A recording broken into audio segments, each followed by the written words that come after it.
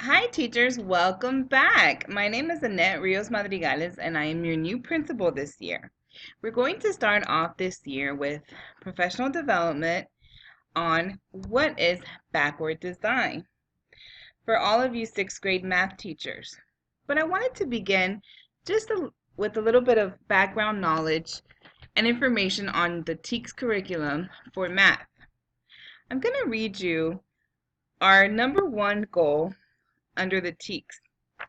The desire to achieve educational excellence is the driving force behind the Texas Essential Knowledge and Skills for Mathematics, guided by the college and career readiness standards.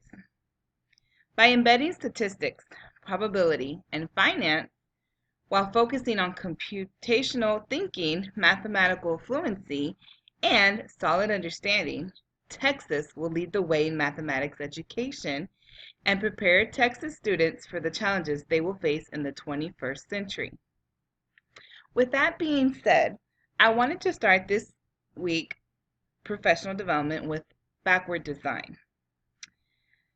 Can you guys kind of brainstorm and think about in the past, have you ever attended a workshop or read any information on what is backward design? Yes? Yes, thinking about the end. To begin thinking about the end product allows us teachers to start with a better understanding of what? Of your entire design process, of the crucial steps that are needed to be able to make any kind of instructional concept or idea or objective or probability or any type of finance or anything that has to do with mathematics. How to develop the appropriate next steps.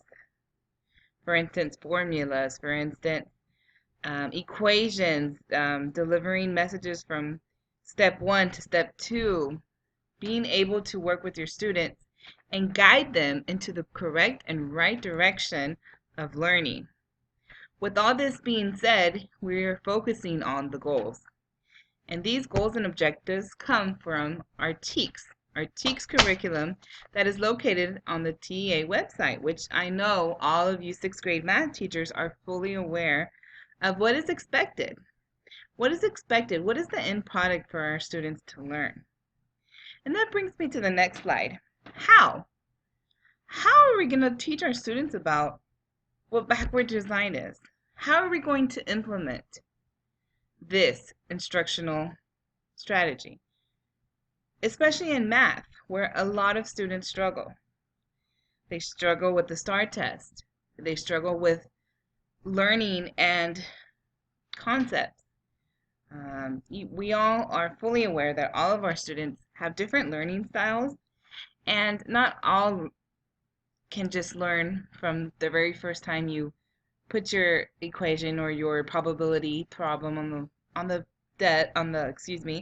board, and you write out the steps as for the visual learners, and you repeat the steps for your auditory learners, and you might bring some students up to the desk to the wall to work out a problem for your more hands-on students. However, what and how and when will we be using backward design? Remember, we're thinking about the end point. We're thinking about the product.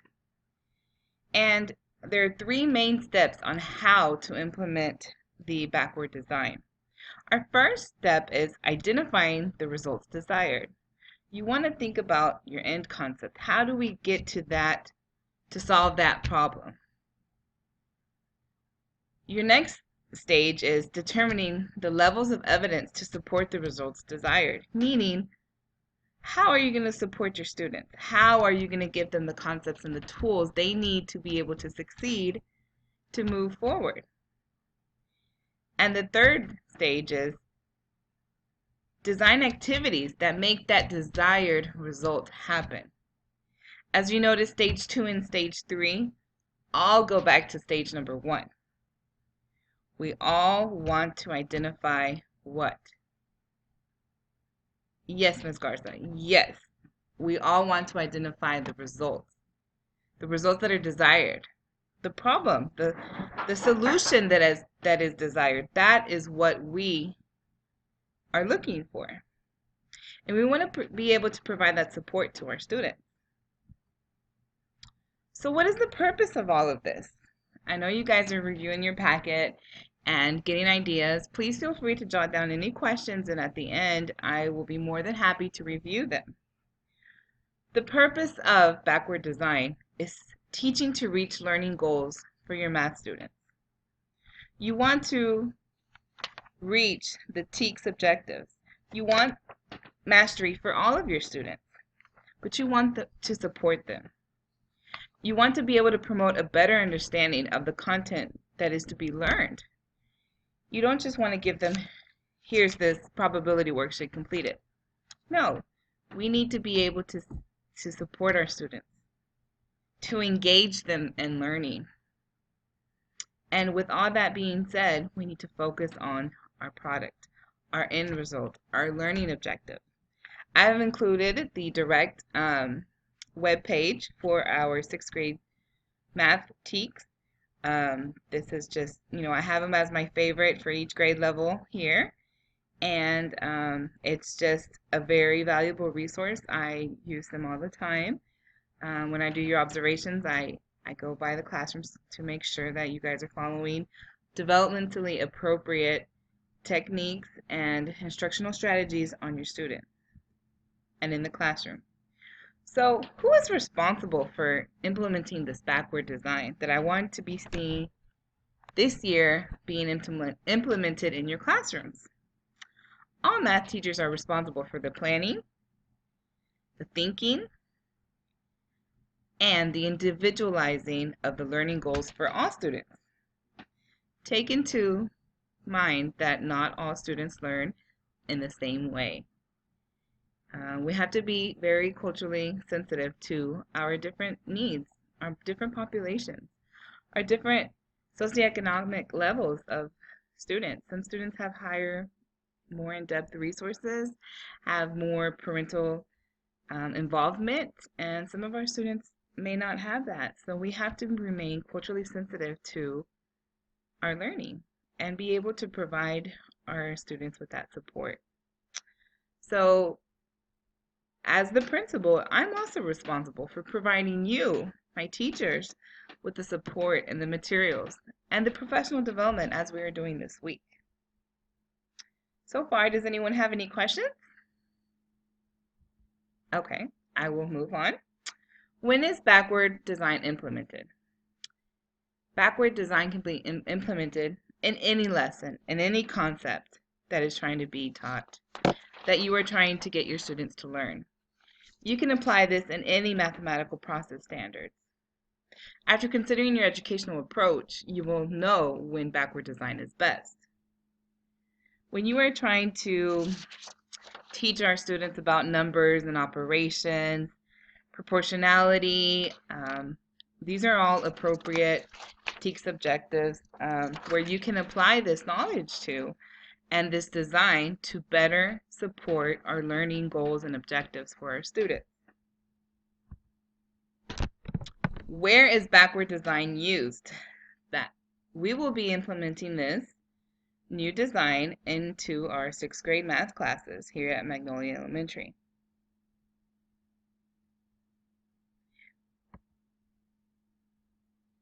Okay, these are the references. Please feel free to look for them, search them on the internet. I've also included it in your packet if you guys want to turn into the last page. They are also there. Pretty much, I just wanted to review and see if anyone had any further questions. Yes, backward design takes time. Backward design takes planning. It is a design that is important for our students. We want to move forward with learning our objectives and what is expected of our students. The more prepared that we are as teachers, administrators, the more prepared our students will be for STAR testing, for the next grade level, for being able to master all of their objectives. So in conclusion, backward design might be thought of as a task analysis. If you give a worthy task an objective and you think about what is the most important process, the most important concept, your end product, the ending, you will be able to better prepare and foresee any issues that may occur. As math teachers, it is important to develop what's the most important part of this concept that I am teaching. Do my students need to know the order of operations before being able to, let's say, find proportions, to find probabilities, to find measurement and data? We need to be able to think about what is the most important goal. And we need to focus our planning and guide purposeful action toward the intended results. The most important thing that we can do to teach our students is to focus on the results. As math teachers, we need to work together collaboratively in order to establish a collaboration of teachers to be able to provide this instructional strategy in our classrooms. When teachers begin to think about assessment, how are you going to assess what you are about to teach first? And then you work in a backward mode. You develop an assessment. You develop your ways of making sure that your students understand and comprehend what you are teaching. And then you focus on the knowledge and the skills in order that are required to be able to complete this task, to complete this learning objective. Backward design takes time, it takes planning, and it takes motivation. I will be here to support you throughout the school year, and we will have staff meetings between the 6th grade math teachers and myself, and we will better focus on our issues. If we're having any specific issues in the classroom, or if there's just information you're not sure of, you're unclear of, please feel free to reach me. Please feel free to reach your lead math teacher, and she will be able to assist you with that. If you have any further questions, I'm available after today's meeting, and I'm here to assist you. So have a wonderful school year, and let's teach some math, ladies. Thank you. Have a wonderful day.